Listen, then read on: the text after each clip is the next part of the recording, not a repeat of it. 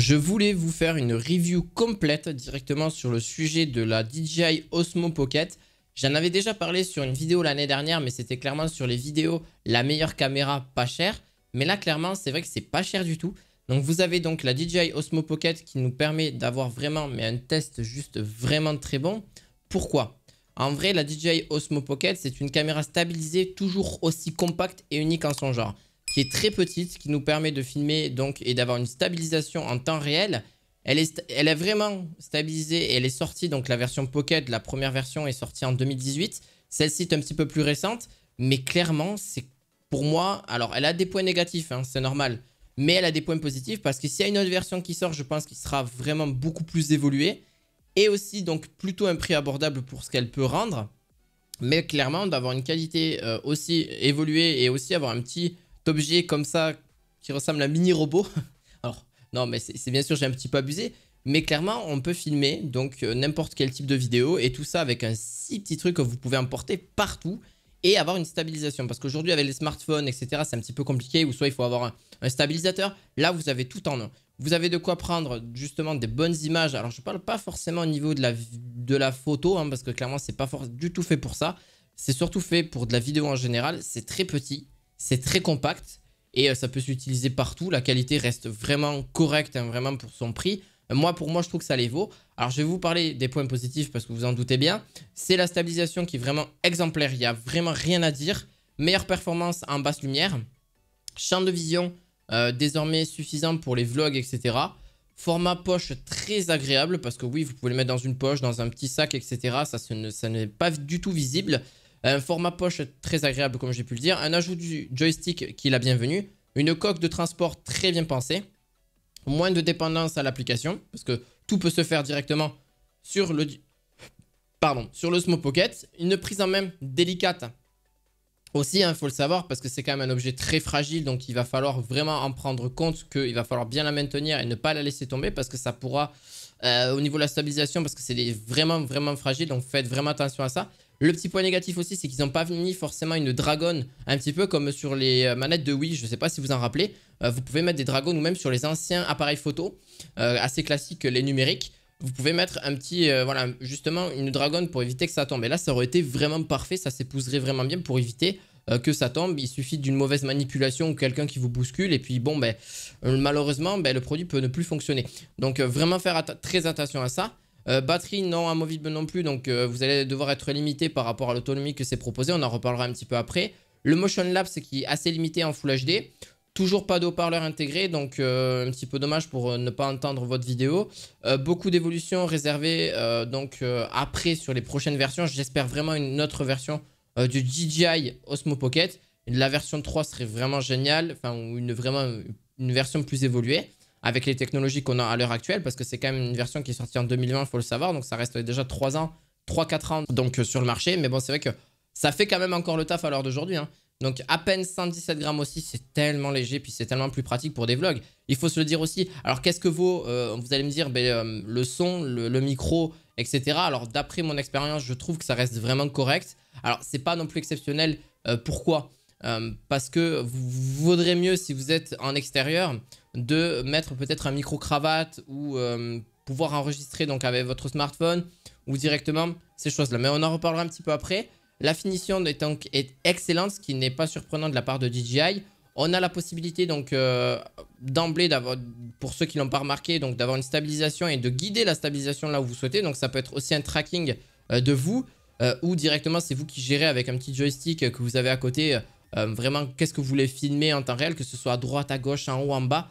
Tout est disponible et ça s'allume super facilement et c'est tellement rigolo. Vraiment là-dessus, c'est limite une caméra de drone que vous avez implantée dans une sorte de... Voilà, je vais y arriver, de trépied hein, au final, là-dessus. Donc elle met seulement que 4 à 2 secondes pour s'allumer et 2 secondes pour s'éteindre, donc c'est très léger aussi hein, là-dessus. Vous pouvez mettre un emplacement de micro SD et le port de recharge USB-C est disponible. D'ailleurs, la Pocket n'embarque pas du tout d'haut-parleur, donc vous n'entendrez pas les sons, etc. Donc à faire très attention là-dessus, donc à exporter dessus. Là-dessus, donc je vais vous parler rapidement de l'autonomie parce que vraiment je pense que c'est ce qui vous plaît le plus. Alors si vous enregistrez en 4K 30 images secondes, vous allez avoir à peu près 1h40, 1h50 d'autonomie. En 1080p 60 images secondes, ben, ça sera à peu près pareil, 1h40, 1h50, gros maximum là-dessus. Alors oui, c'est un point négatif aussi pour moi que c'est un petit peu dommage que ça ne filme qu'en 4K 30 images secondes. Alors beaucoup s'en fichent un petit peu, mais moi j'aurais bien retrouvé du 60 images secondes, ce qui pour moi beaucoup plus adéquat et beaucoup mieux. Mais bon, voilà, franchement, on peut pas non plus tout avoir non plus. On a un prix aux alentours de 350-400 euros gros max. Et encore les 400 euros, c'est très rare. On arrive plutôt aux alentours de 370 euros, 380 euros pour celle-ci. Au niveau de la caractéristique et la qualité du produit, franchement, la 4K est super bien pour vraiment les basses lumières. Donc si vraiment vous êtes à contre-jour, si voilà, le soleil est contre vous, etc., ça va être vraiment pas du tout bon, clairement pour moi. Il y a vraiment des améliorations à faire niveau logiciel, etc. Par contre, quand c'est un mauvais temps, quand il n'y a pas une grosse lumière, ou alors vous êtes vraiment à l'opposé de la lumière, c'est pas mal. Franchement, c'est vraiment pas regrettable du tout. La qualité reste plutôt correcte. D'ailleurs, si vous souhaitez aussi, je ne l'ai pas précisé, mais le Pocket 2 peut enregistrer jusqu'en 4K 60 images par seconde.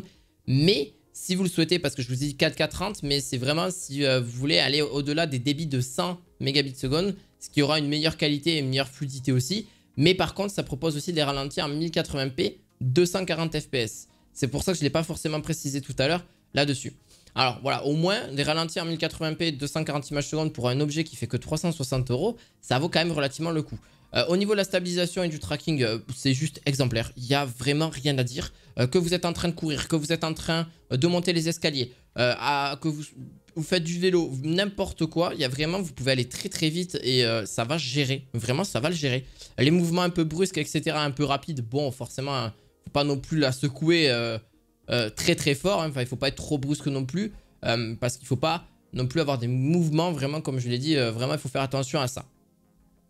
Là-dessus, bon, ben, clairement, on a une application plus dispensable. C'est pas indispensable non plus de s'en passer. Vous pouvez la connecter si vous souhaitez à votre smartphone en USB-C. Donc, vous la connectez directement en USB-C et c'est parti. Vous pouvez enregistrer en temps réel parce que l'écran, du coup, se désactivera de l'Osmo Pocket et s'activera sur le smartphone. Alors oui, vous allez me dire, le smartphone, c'est bien parce que la qualité est nettement plus améliorée, je trouve, avec l'Osmo Pocket qu'avec un smartphone classique. Même si aujourd'hui, on arrive avec les Apple et les Samsung de dernière génération à avoir à peu près le même type de qualité. Ça, il faut le dire aussi. Mais l'Osmo Pocket est très léger. Donc, ce côté-là, vous ne l'avez pas tous sur les smartphones et surtout ce côté stabilisé aussi. Parce que tous les smartphones ne sont pas forcément stabilisés ou soit il faut s'acheter un stabilisateur. Mais c'est pareil, ça coûte un certain prix.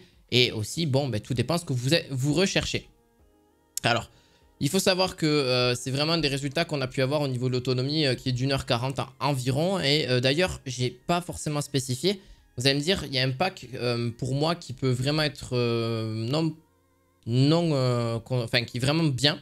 Alors, je vais me reformuler, mais je ne pense pas l'enlever au montage. Mais en gros, vous avez la possibilité donc d'avoir un accessoire supplémentaire qui nous permet donc d'avoir une sorte de micro sans fil et une bonnette anti-vent qui font que c'est DJI qui fait ça, que vous connectez donc avec votre DJI Osmo Pocket, donc qui nous permet d'avoir de l'anti-vent et d'avoir un micro à distance, parce que je vous parlais un petit peu de ça, un micro cravate c'était disponible aussi, c'est possible, mais c'est la version la moins chère.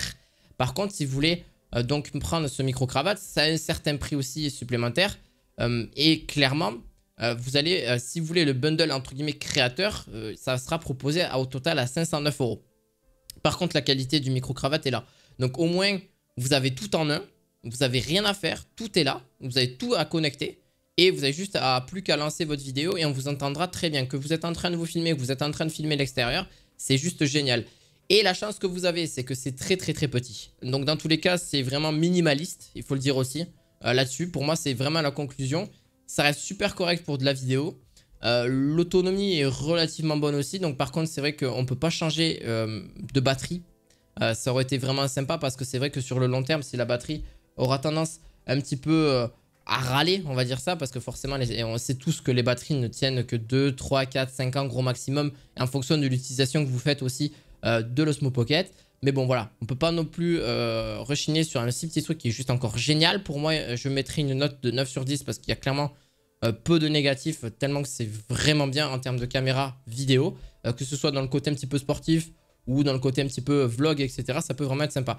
N'hésitez pas à mettre un petit pouce bleu et à vous abonner à cette chaîne. On se retrouve très prochainement pour d'autres vidéos high-tech. À la fois prochaine. Ciao, ciao!